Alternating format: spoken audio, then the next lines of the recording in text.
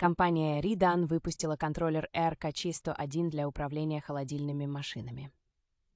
Российский морской регистр разработал новые требования к углеводородам на морских судах. Фреор начинает производство стеклянных дверей с повышенной энергоэффективностью. В Москве пройдет выставка Vacuum Tech Expo 2025 с участием 64 компаний. Студентка разработала новый подход для повышения эффективности трубных систем. Хотите узнать больше о новых разработках и событиях холодильной отрасли? Подписывайтесь на наш канал и следите за обновлениями.